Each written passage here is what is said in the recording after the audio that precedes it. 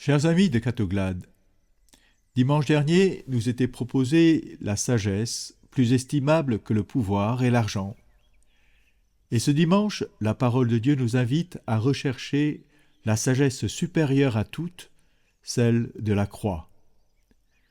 Pour parvenir à cette sagesse, il faut suivre en bon disciple le Christ, le serviteur souffrant, qui prend la route de Jérusalem pour donner sa vie en rançon pour la multitude. Nous lisons quelques lignes plus haut. Voici que nous montons à Jérusalem. Le Fils de l'homme sera livré aux grands prêtres, aux scribes. Ils le condamneront à mort. Ils le livreront aux nations païennes qui se moqueront de lui, cracheront sur lui, le flagelleront et le tueront. Et 3 jours après, il ressuscitera. C'est dans ce contexte que les disciples, Jacques et Jean, demandent de siéger l'un à droite et l'autre à la gauche du Seigneur, dans sa gloire. Nous voyons bien combien ils sont loin d'imaginer ce que cela signifie de suivre un maître qui est en fait le serviteur souffrant que nous décrit la première lecture d'Isaïe. Broyé par la souffrance, le serviteur a plu au Seigneur. S'il remet sa vie en sacrifice de réparation, il verra une descendance, il prolongera ses jours. Le juste, mon serviteur, justifiera les multitudes, il se chargera de leurs fautes. Sans doute Jacques et Jean ont compris que Jésus allait ressusciter, et ils s'imaginent Jésus dans la gloire, dans les cieux. Mais ils n'ont pas compris par quel chemin Jésus allait rentrer dans cette gloire. C'est pourquoi Jésus leur parle de boire à sa coupe et d'être baptisés de son baptême, c'est-à-dire de participer à sa souffrance et à sa mort pour aussi avoir part à sa gloire. Nous sommes comme ses disciples. Nous voulons parfois manger les fruits de la terre, mais nous refusons la lourde tâche de la cultiver.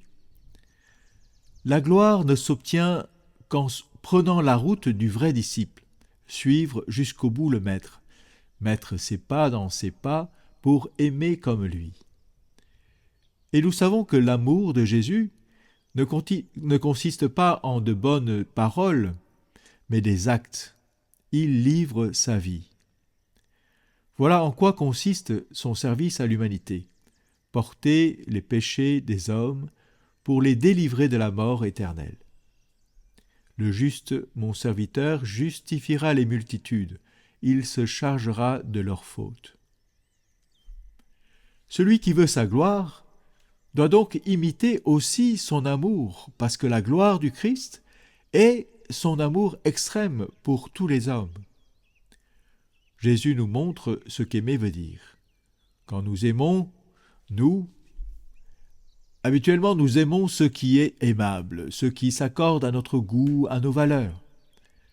Jésus, lui, aime ceux qui sont contraires à lui, les pécheurs. C'est son amour qui les change et les convertit. Il invite donc ses disciples à emprunter sa voie, que celui qui veut être grand soit le serviteur de tous. Non pas dans le sens de devoir s'écraser devant les puissants, mais d'être exigeant dans la vérité et la justice. Nous comprenons bien pourquoi Jésus est mort. Il est mort non pas parce qu'il se tait devant les riches et les puissants, devant les scribes, les pharisiens et les docteurs de la loi, mais pour avoir dénoncé leur injustice et leur péché. C'est ce qui a amené à sa condamnation et à être livré à Pilate. La fraternité et l'amour vrai exigent le service de la vérité et de la justice. Prendre ce chemin en notre monde nous attirera certainement le mépris de ceux qui aiment le pouvoir et l'argent. Mais ceux qui cherchent Dieu vont pouvoir nous reconnaître comme les disciples de Jésus et venir auprès de nous pour eux aussi trouver ce maître doux et humble de cœur, et pour être sauvés par lui. Pour aimer comme Jésus, Pour le suivre, Jésus nous le dit, celui qui veut être mon disciple, qu'il prenne sa croix et qu'il me suive.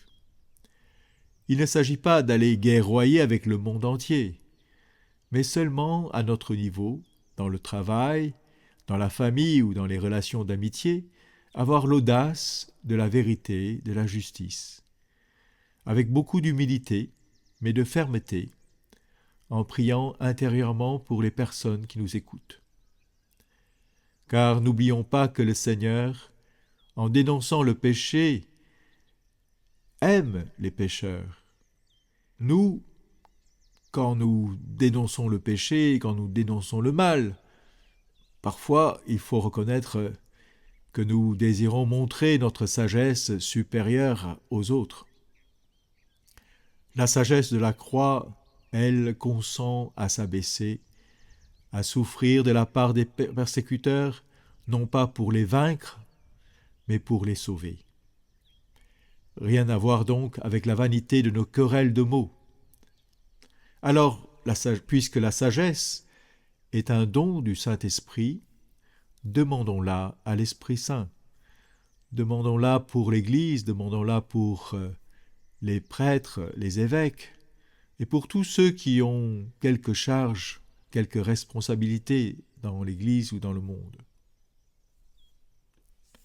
Seigneur Esprit Saint, donne-nous le courage de suivre le chemin d'un amour vrai et exigeant, qui n'évacue ni la vérité ni la justice, mais pour cela, accepter de ne pas plaire à tout le monde, mais surtout de se savoir aimer du Père, et de ne pas tant chercher à être reconnu et admiré, mais à donner notre vie pour des œuvres justes et bonnes, pour la plus grande gloire de Dieu et pour le salut des hommes. Amen.